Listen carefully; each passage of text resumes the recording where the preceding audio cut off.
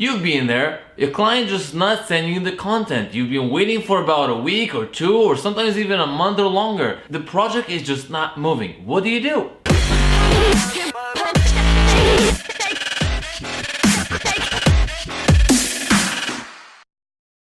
What's going on, legends? Welcome back to another vlog. My name is Dan Bragg, and today we're going to be talking about how to get content from our clients. Now, before we dive into the topic, I want to make sure you don't miss out the contents that I've set up on our Facebook group, where you can get 30 fresh leads based on your location and the industry that you pick that my assistant will handpick. All you have to do to participate in the contest is make sure you join the Facebook group, like the video I have there, comment on something you've learned from the video, and then you're going to be part of the draw next week. Alright, so we've all been there. Our clients sometimes like to take their very sweet time. They can take weeks at a time to send us the content before we even start a project. Or maybe even when you start a project, a month later or 2 months later, they finally put together the time to send you the content. That can be frustrating, it can be annoying, and this is the reason why we would start having a conflict with the client towards the end. How do we go about avoiding that? So let's hop on my screen. I want to make sure you follow along with the steps that I take to make sure that the clients send me the content or have a proper structure and time frame to send me that content I need to get my job done.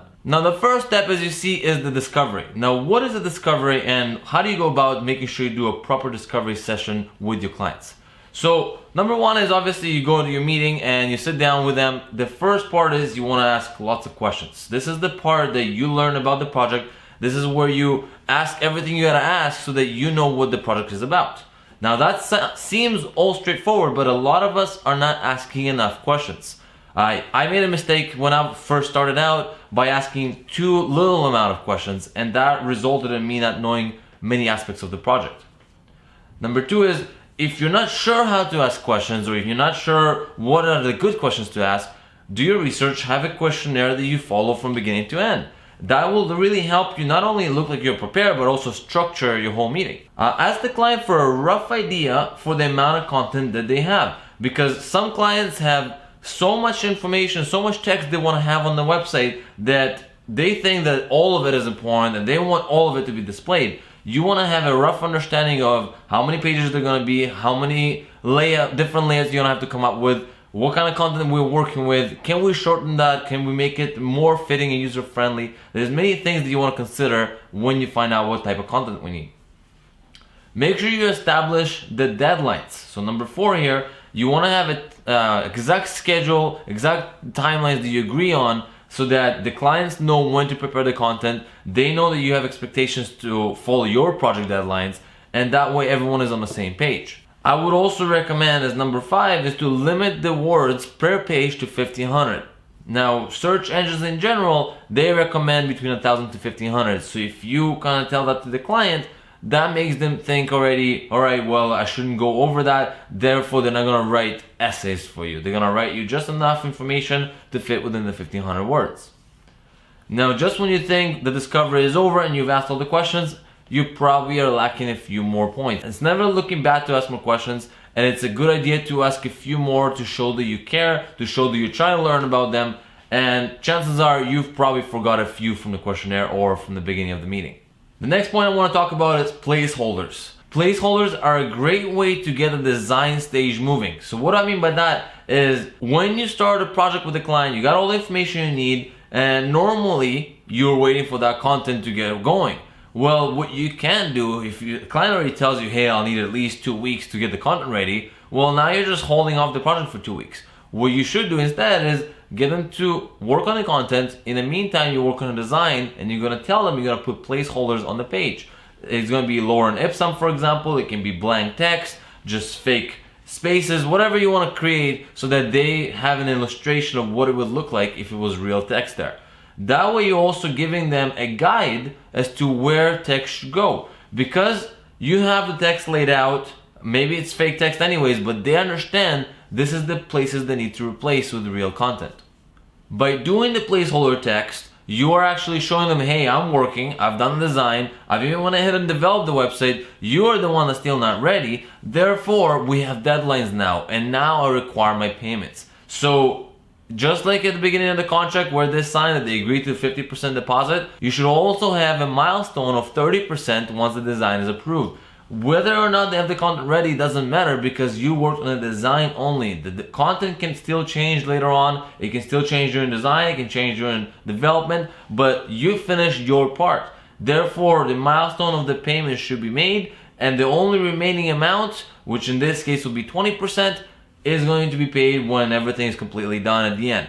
Now, that being said, in your contract you still have some sort of a time frame that allows the product to stay open without the client communicating, without the client continuously saying, hey, I'm busy, I'll do it next week. In our contract, which you can find in our Facebook group, we do have a limitation of 30 days for prolonged holdups. So if the client keeps holding off the project, well, no problem, we'll start adding fees, we'll start adding percentage to every single month that you're behind. So how do we go about a content collection? Well, first of all, you provide them a guideline to fill out content. So what I like to do is I have a template of what sections I want them to fill in. They have, the About Us page, the services, the products, whatever pages that we know they're gonna have, we send them that template, and all they have to do is simply fill it out. And as you see in point 2, it helps them organize their thoughts. But you having a structure for them to follow, all they have to do is just fill in the blank, and that gives them zero excuses as to why they can't complete it. It also keeps them within a certain structure. They don't just simply send you a bunch of text on top of text that you just have to figure out where to put things. They actually prepare the structure for you, and all you have to do later on is copy and paste the sections, which makes it so much easier and less time consuming for you. And overall, by you doing all the steps I just mentioned, it shows that you care. It shows that you're a professional. You came to the meeting prepared. You're showing them this is not your first rodeo doing this. And if you show that confidence and you show that preparation, they will actually respect your time more. They will consider taking the initiative to get the stuff done as soon as possible because they value what you're doing for them and they want to make sure you have all the tools you need to get your job done. The next point that I brought up earlier, have a contract. If you don't already have contracts, that's a separate topic that we need to discuss, of course, but make sure you have a contract in place. Once again, if you don't have a contract, go on our Facebook group, grab a sample copy over there, make your own from that. But make sure you sign that contract because that's what's going to enforce you being able to collect fees. Make sure you set up deadlines and penalties on that contract. That's huge. Don't be afraid to scare off the client. Clients are used to that. If you come with confidence, if you show them value to what you're doing, if you make them respect you for your time, they're not going to be scared off because you have deadlines of 30 days to send content. That's obvious. If they want to get the project going, why would they hold it off for so long? And a little bonus for you guys, I want to make sure that you always offer extra stuff at the end, upsells, right? If we have a service and you're in a niche specifically, it doesn't mean that you can't offer other things once you've completed the project. So in this case, if you're in a meeting and you feel like there's no way they're gonna give you the content anytime soon, and you're gonna be working on the design, you know that you might get the milestone, everything's gonna be great, but you still wanna finish that project, you still wanna get things moving, well, don't be afraid to offer your content writing services, right? You are able to outsource that, you are able to get the content written for them, and that makes it so much easier for them. They're willing to pay for that if it makes sense for them to save the time. Now, if, for example, they have a content writer in their team in-house, then try to offer SEO enhancement. Maybe the content that they write is not SEO friendly and you can improve on that. Now you can ask for more money. I don't see why they would say no to that because they want to be found higher on Google and search results. So that might be something they'll be interested in. And the last thing you can offer is, if none of the other two work, is to say, hey, well, for SEO purposes and in general for your users that come to your site, it's good to have a blog going. So if you guys don't have the time to write a blog every week or every month, we can do it for you. All of a sudden you have another service you're offering, which is blog posts. And there of course are many more services you can offer outside of what I've recommended here, but those are the first couple ones that you want to go to when talking about content completion. And that's everything, guys. By following this structure, you're guaranteed to get the content, and if not getting the content, you're guaranteed to get your payments and get the project towards the completion time. So make sure you hit that like button if you found this video helpful. Make sure you also subscribe to the channel, and until next time, guys, I'll see you in the next video.